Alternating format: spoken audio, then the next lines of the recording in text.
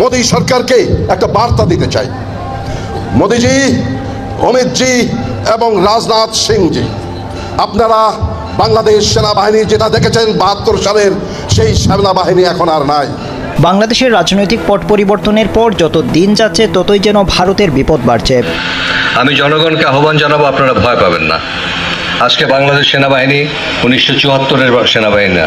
আসসালামু আলাইকুম সম্মানিত দর্শক মণ্ডলী, দেশ ও প্রবাস থেকে কাছে ও দূরে, দেশের দূর দূরান্ত থেকে যারাই ঠিক এই মুহূর্তে আমার এই ভিডিওটি দেখছেন, সকলকে জানাই আন্তরিক শুভেচ্ছা ও অভিনন্দন।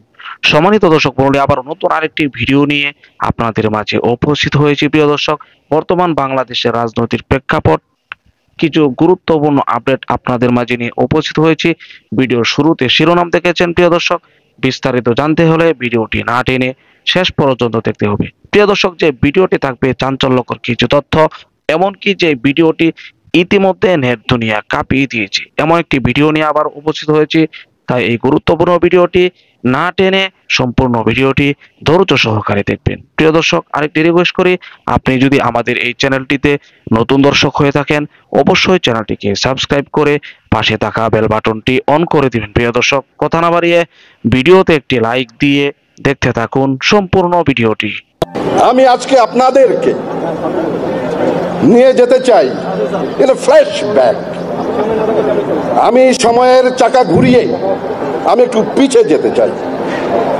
আমি যেতে চাই স্বৈরাচার শেখ হাসিনার অন্তিম দিনটিতে।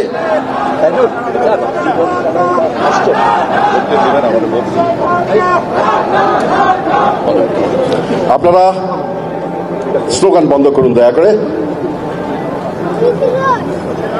আমি সময়ের চাকা ঘুরিয়ে স্বৈরাচার শেখ হাসিনার অন্তিম দিন অর্থাৎ ৩১শে আগস্ট ৩১শে জুলাই অর্থাৎ আমি দুঃখিত ৫ আগস্টে আমরা ফিরে যাব। দৃশ্যপট ১, ৫ই আগস্ট সকাল ১০ ঘটিকা, স্থান রাওয়া প্রাঙ্গণ।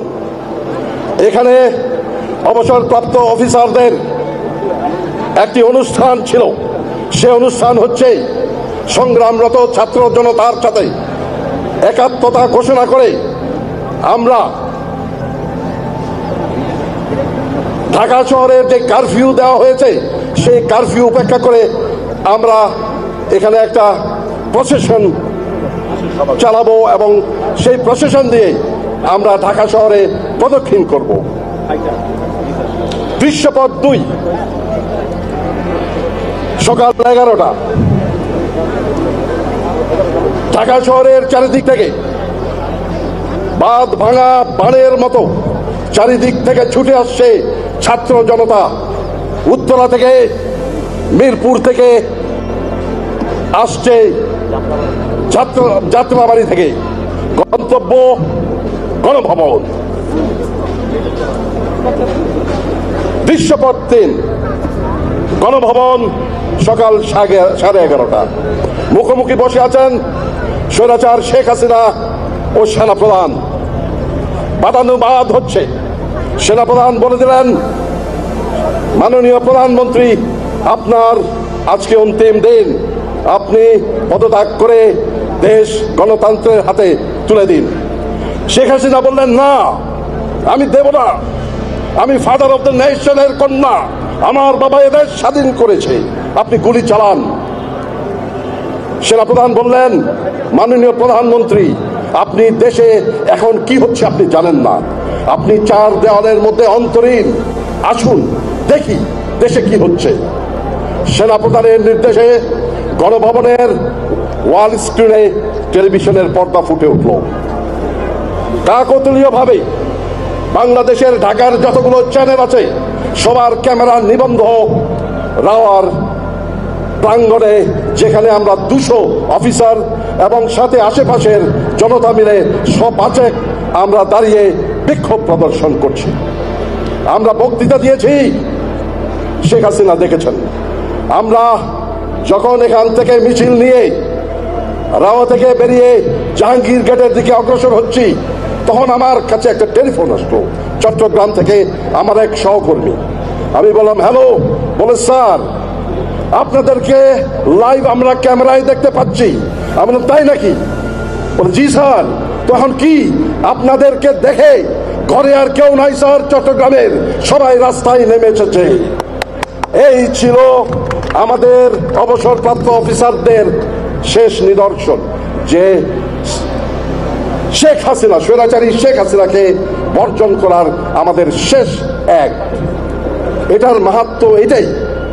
এটা বলছি এখানে যে আজ আবার পুনরায় আমরা এখানে জমায়েত হয়েছি, সমাবেশ হয়েছি জনগণের সাথে একাত্মতা ঘোষণা করার জন্য এবং ভারতের বিরুদ্ধে, ভারতের আধিপত্যের বিরুদ্ধে আমাদের সংগ্রাম জারি রাখার জন্য। এ প্রসঙ্গে আমি মোদী সরকারকে একটা বার্তা দিতে চাই।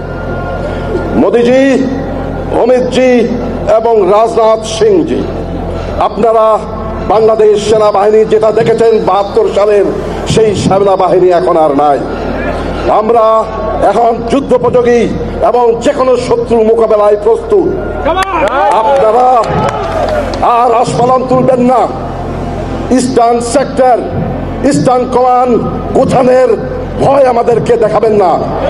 শুধু আমরা সশস্ত্র বাহিনী নই, ১৭ কোটি জনতা আছে আমাদের সাথে, আপনাদেরকে সীমান্তেই রুখে দিবেন।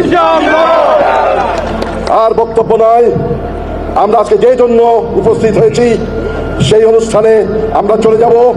আমি একজন মুক্তিযোদ্ধা হিসেবে আমি আপনাদের সবাইকে এবং একজন সামরিক অফিসার হিসেবে আমি আপনাদের সবাইকে আজকের এই অনুষ্ঠানে উপস্থিত হয়ে আমাদের এবং জনগণের সাথে একাত্মতা হওয়ার জন্য অন্তরের অন্তঃস্থল থেকে কৃতজ্ঞতা জানাচ্ছি।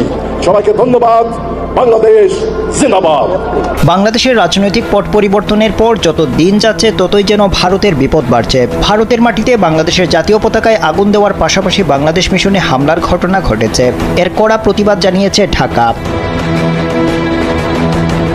পাশাপাশি আওয়ামী লীগ বিরোধী সকল রাজনৈতিক দল, ধর্মীয় সংগঠন ও ছাত্রদের সাথে নিয়ে জাতীয় ঐক্যের ডাক দিয়েছেন অন্তর্বর্তী সরকারের প্রধান উপদেষ্টা অধ্যাপক ডক্টর মোহাম্মদ ইউনূস। প্রধান উপদেষ্টার সঙ্গে বৈঠকে বাংলাদেশের স্বাধীনতা ও সার্বভৌমত্ব রক্ষায় সবাই ঐক্যবদ্ধ থাকার ঘোষণা দিয়েছেন।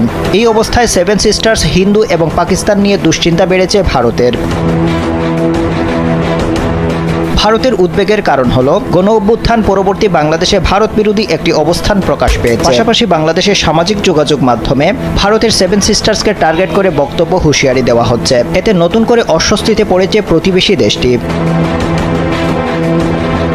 সরকার পতনের পর অভ্যুত্থানকারী ছাত্রনেতা এবং বাংলাদেশের শীর্ষ পর্যায় থেকে ভারত যে বার্তা পেয়েছে, এতে দেশটির অস্বস্তি বেড়েছে। বিশেষ করে বাংলাদেশের সঙ্গে পাকিস্তানের সম্পর্কের গতি প্রকৃতি ভারতের দৃষ্টি আকর্ষণ করেছে।